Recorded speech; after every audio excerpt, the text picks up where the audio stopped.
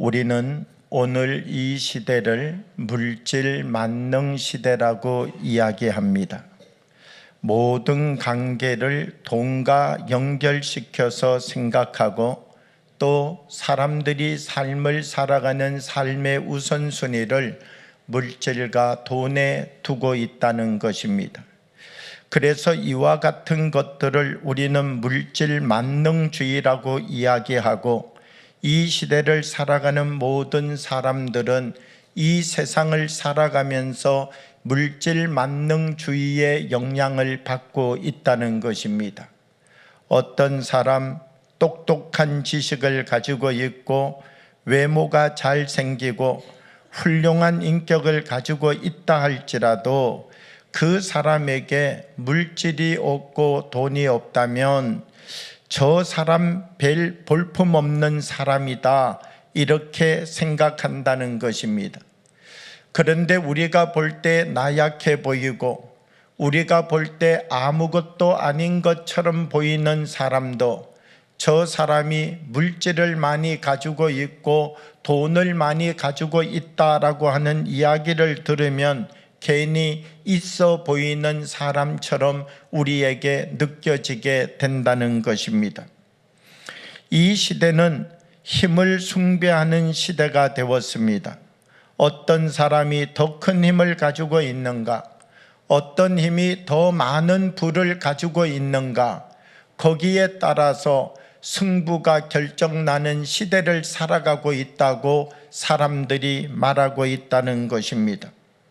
그러나 정말 이와 같은 힘들이 우리에게 행복을 주고 평안을 주는지 우리는 더 깊이 돌이켜보고 생각해 볼 필요가 있다는 것입니다.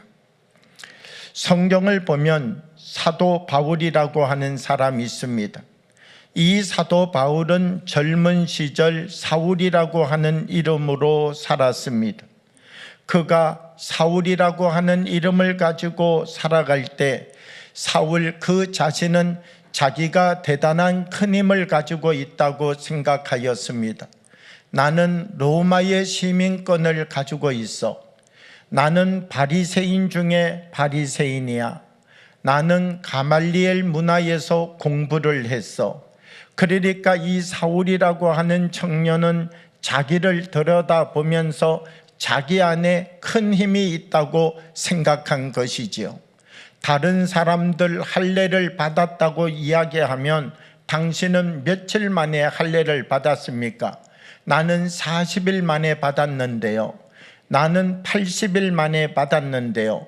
그러면 이 사울이라고 하는 청년은 그들 앞에 나는 8일 만에 할례 받은 사람입니다. 자기가 큰 힘을 가지고 있다라고 생각했던 사울이라고 하는 청년은 자기가 생각하고 자기가 판단하는 대로 자기의 인생의 삶을 살았다는 것입니다. 그런데 이렇게 살아가던 사울이라고 하는 청년이 다메섹에서 예수님을 만나게 되었습니다. 자기가 가지고 있는 힘보다 더 큰 힘을 만나게 되었다라고 하는 것입니다.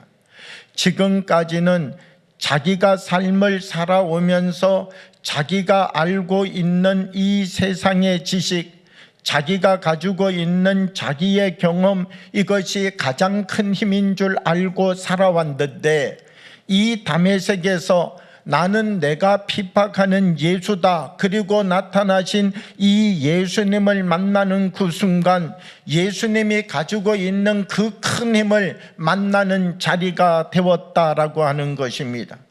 그리고 난 다음 이 사울이라고 하는 청년은 내가 가지고 있던 힘이 얼마나 연약한 것인지, 내가 가지고 살아왔던 나의 삶이 얼마나 질그릇 같은 삶이었는지 이것을 깨닫고 이제는 나의 모든 것을 배설물과 같이 버리고 나는 이제 주님이 주시는 이 큰 힘을 붙잡고 주님과 함께 나의 인생을 살아가기 원합니다 고백하며 자기의 인생을 바꾼 사람이 되었다는 것입니다.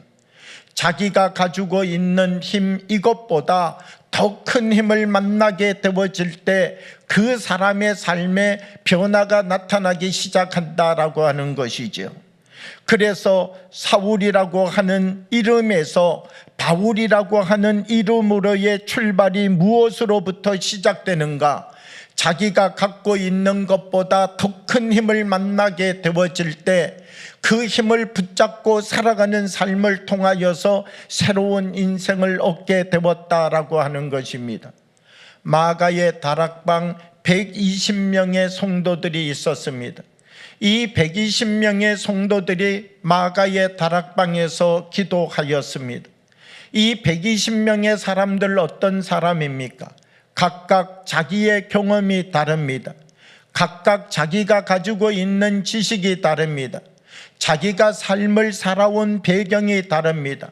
어떤 사람은 로마에서, 어떤 사람은 유대에서, 어떤 사람은 소아시아에서, 어떤 사람은 길르기아에서 각각 자기가 가지고 있는 자기의 삶의 자리는 다르지만 마가의 다락방이라고 하는 곳에 이들이 모였습니다. 이들은 이곳에서 기도하다가 성령의 은혜를 경험하게 되었습니다. 지금까지 자기들이 삶을 살아오면서 한 번도 만나보지 못한 그 큰 힘을 마가의 다락방에서 만나게 된 것이죠.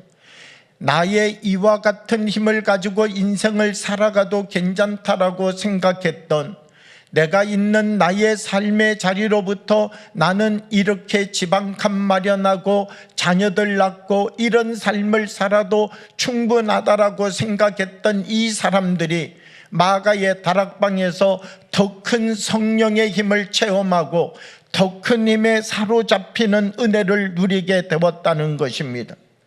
내가 가지고 있는 나의 힘으로 누릴 수 없었던 기쁨을, 나의 힘으로 누릴 수 없었던 평안을 더 큰 힘을 만난 그 자리 속에서 이것이 기쁨이구나, 이것이 평안이구나, 이것이 은혜이구나, 이것을 깨닫게 되어지고 이 120명의 모든 사람들은 자기의 인생을 바꾸는 사람이 되었다는 것입니다. 자기 힘으로 삶을 살아갈 때는 바뀌어지지 않았던 자기의 삶이 더 큰 힘을 만나면서 더 큰 의미와 더 큰 가치를 만나면서 새로운 삶을 살아갈 수 있는 새로운 역사가 120명의 사람들에게 나타나기 시작했다는 것입니다. 이 120명의 사람들, 어제까지 어떤 사람들이었습니까? 이 120명의 사람들, 저 대제사장, 서기관, 바리새인들, 나를 붙잡으러 올까봐 두려워했던 사람들이지요. 혹시 길 바깥에 거리에 다니다가 사람들이 저 사람도 예수와 함께 있던 사람이다, 그러면 그들이 나를 붙잡아 결박해 가서 채찍질하고 옥에 가둘까봐 무서움에 떨었던 사람들이었지요. 그런데 이들에게 성령이 임하자 어떤 일이 생기게 되었습니까? 이들에게 하나님의 성령의 큰 힘이 임하게 되어지자 그들은 두려워했던 예루살렘 거리에 뛰쳐나가서 이제는 예수 그리스도가 하나님의 아들이시라고, 예수 그리스도가 이 땅에 우리를 위하여 오셔서 십자가를 지시고 부활하시고 승천하셨다라고 하는 이 복음을 예루살렘 거리에 나가 증거하기 시작하였다라고 하는 것입니다. 자기가 가지고 있었던 작은 힘, 이 결박을 내려놓고 하나님이 주시는 큰 힘에 붙잡힌 삶을 살아가기 시작할 때 이들은 비로소 참된 은혜의 삶을 살아가는 사람들이 될 수 있었다는 것입니다. 초대교회를 보면 초대교회의 지도자 중에 바나바라고 하는 사람이 있습니다. 이 바나바라고 하는 사람 어떤 사람입니까? 하나님의 은혜를 발견하고 자기의 삶을 바꾼 사람입니다. 이 바나바, 초대교회 앞에 자기의 전 재산을 다 팔아서 그 재산을 초대교회 앞에 내려놓았습니다. 이성적으로 생각할 때는요, 그 많은 재산, 바나바가 얼마나 큰 부자였습니까? 그런데 그 많은 재산 한꺼번에 그렇게 내려놓을 일이 어디에 있습니까? 그거 그렇게 한꺼번에 다 드리지 말고 10분의 1씩 잘라서 드리지, 절반만 드리고 절반은 가지고 있지 왜 그 많은 재산을 다 하나도 남김없이 다 드렸는가라고 하는 것이죠. 사람들이 이성적인 눈으로 볼 때 어리석게 생각할지 모르지만 이 바나바라고 하는 사람, 자기가 만난 큰 힘의 은혜 가운데 무엇을 깨닫게 되었는가? 내가 가지고 있는 모든 것을 다 드려도 이것보다도 더 큰 은혜의 힘이 자기 안에 있음을 고백하고 있다는 것입니다. 우리가 어떤 힘을 만나며 살아가고 있는가 우리들에게 중요하다는 것이지요. 이 바나바라고 하는 사람이 드렸던 물질이 초대교회가 구제하고 초대교회가 서로 나누고 초대교회가 함께 친교하면서 하나의 공동체를 이루어갈 수 있는 밑거름의 씨앗이 되었던 것이죠. 하나님께 나의 모든 것을 드렸지만 하나님이 내게 주신 더 큰 힘이 있음을 알았던 사람 바나바, 그는 하나님 앞에 자기의 모든 것을 드리고도 더 큰 기쁨, 더 큰 감사로 자기의 인생을 살아가는 사람이 되었다는 것입니다. 우리는 삶을 살아가면서 어떤 힘을 만나고 어떤 힘을 붙잡고 있는가?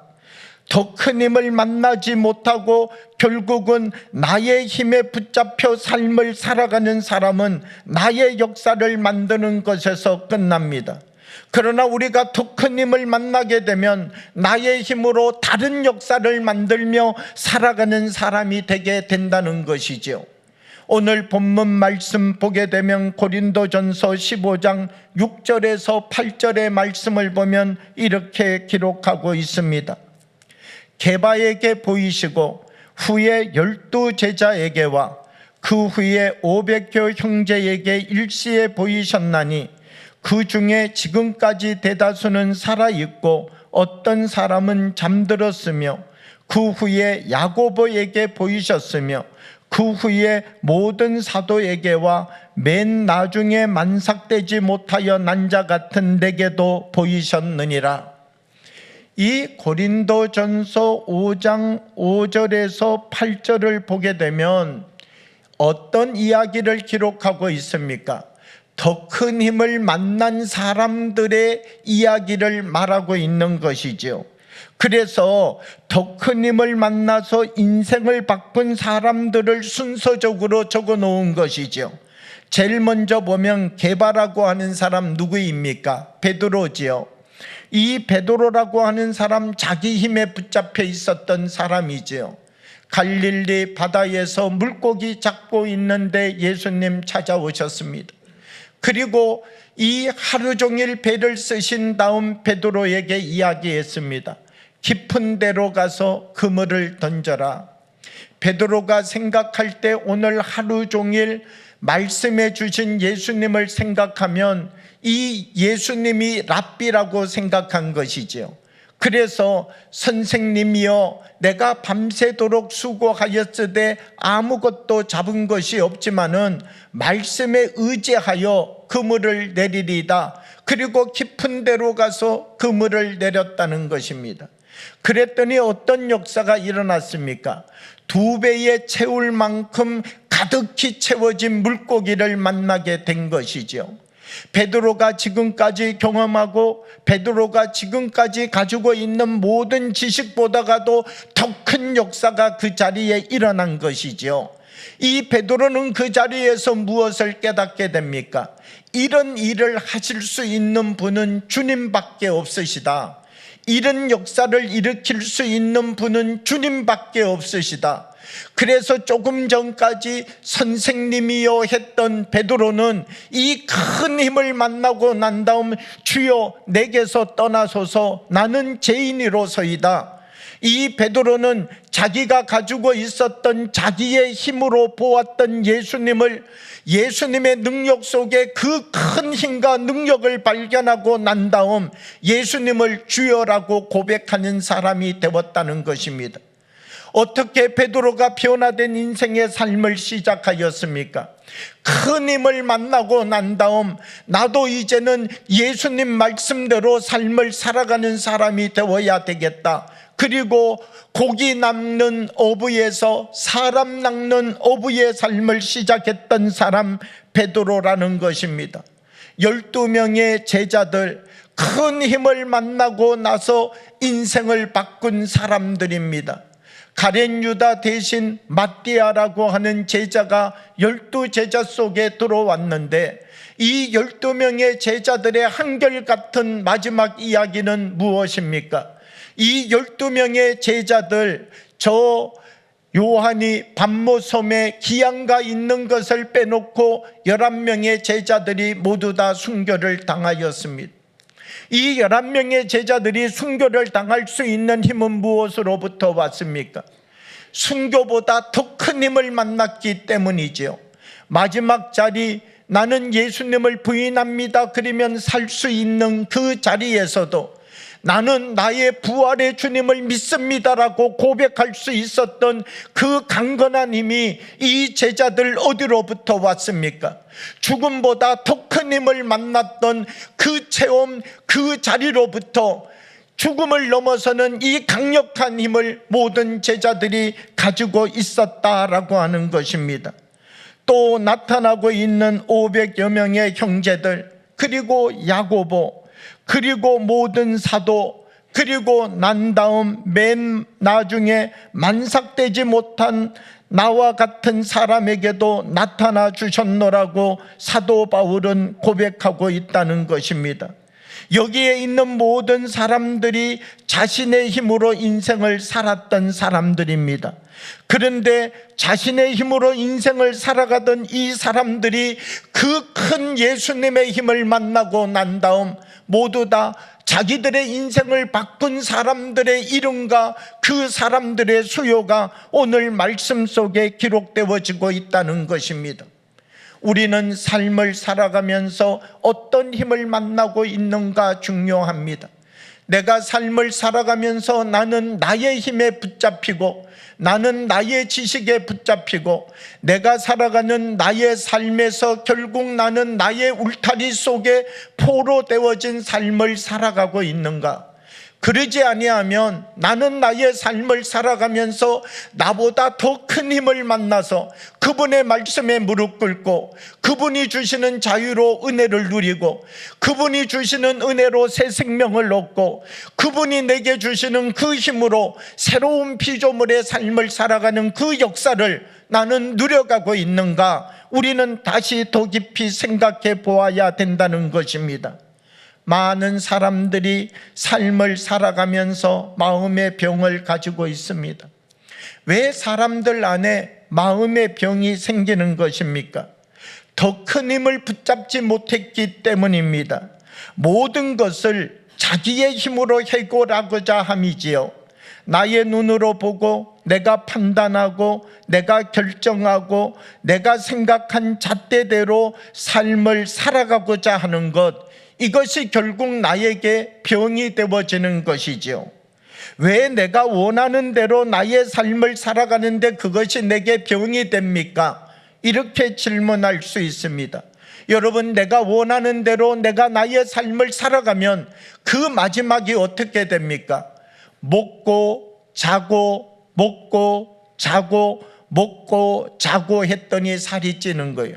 내가 원하는 대로 살았더니, 내가 편한 대로 살았더니 먹고 자고 먹고 자고 또 자고 또 자고 또 먹고 했더니 살이 찌기 시작하더니 당뇨도 걸렸다 그리고요, 또 혈압도 올라간다 그리고요, 그러면서 현대병에 걸렸다라고 말을 하게 된다라고 하는 것입니다. 여러분, 내가 원하는 대로 살고 내가 가지고 있는 내 방법대로 살아가는 것이 정말 나를 새롭게 만들어 갈 수 있는 힘이 그 안에 있는 것입니까? 한 사람 집에 있는데 치킨이 먹고 싶은 거예요. 아이들은 학교 가고 남편은 직장에 갔는데 내가 치킨 시켜서 한 조각 먹고 아이들도 주고 남편도 줘야지. 그래가지고 치킨을 한 마리 시키고 난 다음 가슴살 하나를 먹었습니다. 그런데 이 가슴살 하나를 먹고 나서 소파에 앉아 있는데 가슴살 하나가 더 먹고 싶은 거예요. 저 가슴살 남편 줘야지 그랬는데 소파에 앉아 있는데 자꾸 눈이 그리 가는 거예요. 그래서 안 되겠다. 남편은 제껴두고 아들 둘 다리 하나씩 주면 되니까 그냥 나와 아들끼리의 비밀로 하자. 그리고 가슴살 먹었습니다. 그런데 가슴살 먹고 또 가만히 생각하니 저 다리 하나 먹고 싶은 거예요. 왔다 갔다 하는데 나도 모르게 그 다리 한쪽 들고 먹었단 말이죠. 그러니까 이제는 결단이 서는 거예요. 아들이 둘인데 돌아와서 다리 하나 갖고 싸우게 할 일이 어디 있느냐. 저 다리 남은 것 하나 마저 내가 먹자. 그래서 결국 내 몸이 원하고 내 욕구가 원하는 대로 행동했더니 닭 한 마리 혼자 다 먹었다는 거예요. 여러분, 내가 원하는 삶을 살아가면, 내 욕구대로, 내 판단대로, 내 기준대로 삶을 살아가면 나는 정말 건강할 수 있느냐라고 하는 것이죠. 내 몸을 내가 먹고 싶은 대로 먹고, 내가 자고 싶은 대로 자고, 내가 판단하고 싶은 대로 판단하고, 내가 생각하고 싶은 대로 생각하면 결국 병에 걸리게 된다는 것입니다. 건강하게 살아가기 원하는 사람들은요, 내 본능보다가도, 내가 생각하는 것보다가도 나를 더 높은 수준 위에 올려놓고 거기에 맞추어서 자기 자신을 절제하고, 거기에 맞추어서 자기 자신을 훈련하고, 거기에 맞추어서 자기 자신을 다스려 갈 수 있도록 만들어내어야 건강을 지켜갈 수 있는 것이죠. 더 큰 힘에 붙잡혀서 살아갈 수 있는 사람이 되어야 자기의 건강을 지켜갈 수 있는 사람이 되게 된다는 것입니다. 우리가 더 큰 그릇이 되어지고 더 큰 꿈을 갖고 더 큰 비전을 이루는 사람이 되기 위하여서는 나 자신 안에 나 자신의 힘에 포로되어지는 사람이 되어서는 안 된다는 것입니다. 고린도전서 15장 10절의 말씀을 보면 사도 바울은 이렇게 고백합니다. 그러나 내가 나된 것은 하나님의 은혜로 된 것이니 내게 주신 그의 은혜가 헛되지 아니하여 내가 모든 사도보다 더 많이 수고하였으나 내가 한 것이 아니요 오직 나와 함께 하신 하나님의 은혜로라. 사도 바울은 내가 나된 것은 나의 힘으로 된 것이 아니라 나보다 더 큰 힘으로 나를 붙잡고 나를 만드신 하나님의 은혜로 되었음을 고백하고 있다는 것입니다. 힘의 원리라고 하는 것이 무엇입니까? 힘의 원리는요, 약한 힘과 더 강한 힘이 있으면 더 강한 힘에게로 끌려가게 되어져 있는 것이 힘의 원리인 것이죠. 약한 힘이 더 큰 힘 앞에 와서 땀을 흘리며 끌어당긴다고, 있는 온 힘을 다 써가지고 끌어당긴다고 약한 힘이 강한 힘을 끌어당길 수 있겠습니까? 아무리 약한 힘이 강한 힘 앞에 와가지고 땀을 흘리고 온 몸에 있는 힘을 다 써서 끌어당긴다 할지라도 강한 힘 쪽으로 끌려가게 되어져 있는 것이죠. 우리 안에 어떤 큰 힘이 나를 움직이고 있는가, 우리는 우리 자신을 되돌아보아야 됩니다. 내 안에 어둠의 힘이, 세상의 힘이, 미움의 힘이 더 강력한 힘을 가지고 있어서 나는 하나님의 말씀을 읽지만 어둠의 힘이 나를 끌어간다면, 나는 기도하고 나는 말씀을 읽지만 세상의 힘이 나를 끌어당겨 나를 세상 가운데로 이끌어가고 있다면, 우리는 다시 하나님 말씀 앞에 우리를 세우고 우리의 모습을 되돌아보면서 버려야 될 힘들을 버려내고 주님이 우리에게 주시는 이 큰 힘을 붙잡는 믿음의 사람이 되어야 된다는 것입니다.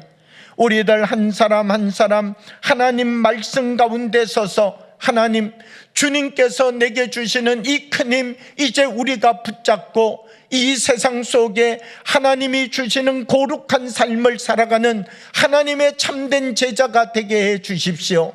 예수님을 만났던 모든 사람들이 자기의 약한 힘을 내려놓고 주님의 큰 힘을 자기의 힘으로 사용하기 시작할 때 그 한 사람 한 사람 속에 변화의 역사가 일어나고 새 생명의 역사가 일어났듯이 내가 갖고 있는 그 힘, 내가 가지고 있는 그 생각, 내가 가지고 있는 그 삶의 모습으로 우리의 인생을 살아가는 것 아니라 주님의 그 큰 힘을 내게로 가지고 와서 우리도 그 형상 닮아가고 우리도 그 사랑 배워가고 우리도 그 섬김 이루어가는 더 큰 힘을 사용할 줄 아는 믿음의 사람들이 되어야 된다는 것입니다.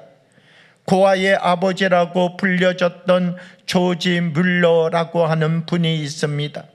이분은 자기의 자서전에서 5만 번 하나님의 기도의 응답을 받았다 이렇게 고백할 만큼 무릎으로 하나님 앞에 기도하고 또 하나님께서 그 기도에 응답하여 주시는 은혜 가운데 삶을 살았노라고 고백하고 있습니다. 이 뮬러라고 하는 분은 우리들에게 권면합니다. 성경의 말씀을 묵상하라 이렇게 권면합니다. 성경을 그냥 읽지 말고 묵상하라는 것입니다. 하나님이 주시는 기쁨을 누리지 못하는 사람들의 특징은 성경을 읽지는 읽지만 묵상하지 않는 사람이라고 그는 이야기합니다. 하나님의 말씀을 묵상하지 않고 읽는 것은 마치 물이 수도관을 흘러가듯이 지나가 버리는 것으로 끝나버린다라고 하는 것이죠. 그래서 정말 이 말씀이 나에게 복된 말씀이 되기 위하여서는 이 말씀을 묵상해야 된다는 것입니다. 말씀을 묵상하면요, 처음에는 이 말씀이 나에게 작은 힘이 됩니다. 그런데 이 말씀을 또 묵상하면 작은 이 말씀의 힘이 조금 더 큰 힘이 됩니다. 이 말씀을 또 묵상하면요, 이 말씀이 더 큰 힘이 되어지게 됩니다. 그리고 그 말씀을 묵상하고 또 기도하고 묵상하면요, 이 말씀이 나의 방패가 되고 이 말씀이 나의 산성이 되고 이 말씀이 나의 구름기둥이 되고 이 말씀이 나의 불기둥이 되고 이 말씀이 나의 물맷돌이 되어지는 하나님의 은혜와 역사를 경험하게 된다는 것이죠. 똑같은 하나님의 말씀을 우리가 만나지만 이 하나님 말씀 안에서 우리는 얼마나 큰 하나님의 세계를 경험하고 있는가. 하나님의 말씀을 작은 하나의 지나가 버리는 벌레같이 생각하는 것 아니라 하나님 말씀 하나 속에 들어있는 그 큰 세계, 하나님 말씀 속에 들어있는 그 놀라운 힘을 우리는 경험하고 우리는 체험하고 있는가라고 하는 것입니다. 내가 갖고 있는 나의 힘에 나의 인생을 맡기며 살아가는 사람이 아니라 우리가 말씀을 만나고 주님을 만날 때마다 주님이 우리에게 주시는 그 큰 주님의 힘에 덧입혀 살아가는 사람이 되어야 된다는 것이지요. 주님, 나는 이제 주님의 말씀 안에서 눈을 뜨는 사람이 되었습니다. 나는 이제 주님의 말씀 안에서 새로운 피조물의 삶을 시작하는 사람이 되었습니다. 주님, 나는 주님이 주시는 그 강건한 힘에서 나의 방향을 다시 찾고 나의 인생을 새롭게 시작하는 사람이 되었습니다.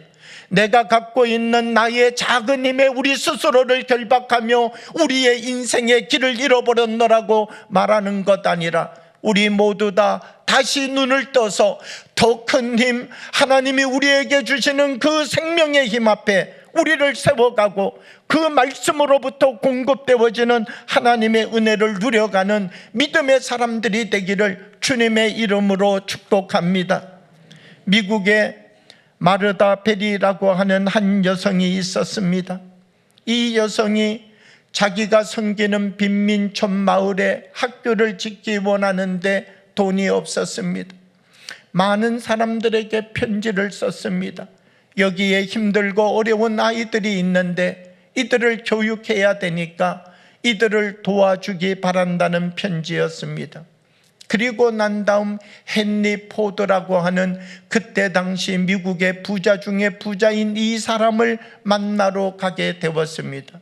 헨리 포드는 이 베리라고 하는 여인의 이야기를 듣고 난 다음 $1를 주었습니다. 어떻게 보면 이 1달러를 받기 위하여서 그 먼 거리를 간 것 의미가 없겠지요.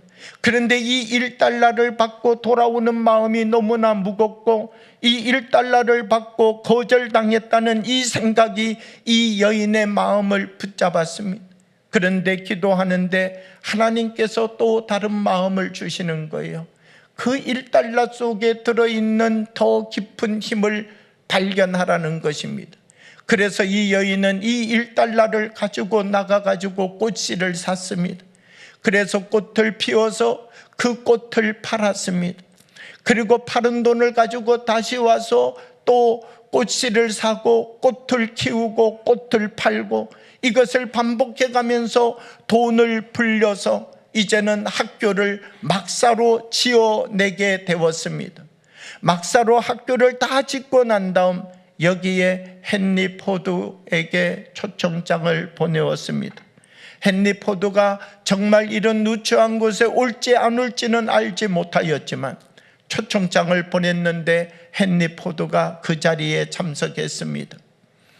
이 마르다 벨이라고 하는 여인은 헨리 포드 앞에서 1달러의 기적이 어떤 것인지를 설명해 주었습니다.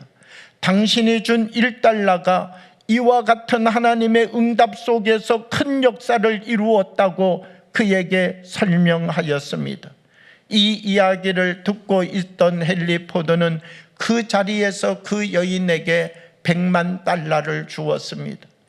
요즘 100만 달러 그렇게 들어도 큰 돈이 아니겠지만 지금부터 100년도 더 된 그 과거의 100만 달러면 얼마나 큰 돈이겠습니까? 이 여인은 이것을 가지고 베리 칼리지라고 하는 것을 세웠습니다. 전 세계에서 가장 넓은 대학의 캠퍼스가 어디인가? 베리 칼리지입니다. 약 27,000에이커라고 하는 넓은 땅을 보유할 뿐만 아니라 세계에서 가장 아름다운 캠퍼스를 가지고 있다라고 불려지는 이 대학이 바로 헨리 포드의 기종으로부터 시작된 학교였다라고 하는 것입니다. 1달러의 이 기억이 이 여인에게서 상처로 끝나버릴 수 있었지만 이 1달러 안에 들어있는 은혜를 더 큰 힘으로 사용할 수 있었던 이 여인에게 기적을 이루어내는 일이 나타나게 된 것이죠. 여러분, 우리가 삶을 살아가며 사도 바울 나의 나된 것이 하나님의 은혜입니다 이렇게 고백하고 있습니다. 똑같은 것도 더 큰 힘을 만들어 사용할 수 있는 사람이 있는가 하면 더 큰 힘도 더 작은 힘으로 만들어 사용하는 사람도 있다는 것입니다. 오늘 우리가 삶을 살아가며 우리가 살아가는 이 삶의 자리 속에서 내가 갖고 있는 힘에 붙잡히는 것 아니라 이제는 주님의 큰 힘에 우리를 맡기고 주님의 큰 힘을 붙잡고 우리도 큰 그릇이 되어지고 하나님이 우리에게 주시는 참된 은혜를 누려가는 사람들이 되어야 된다는 것입니다. 2023년 한 해를 살아왔습니다. 돌이켜보면 은혜로 산 시간들입니다. 2023년 이 한 해 힘들고 어렵고 우리에게 상처가 되고 넘어졌던 순간들을 돌이켜보면 작은 힘에 갇혀져 있었기 때문입니다. 우리는 이 한 해를 다시 돌이켜보면서 이 한 해 하나님의 은혜로 우리가 살아왔음을 다시금 고백하면서 2024년 새해를 바라보며 하나님 이제 더 큰 힘에 붙잡힌 한 해가 되게 해 주십시오.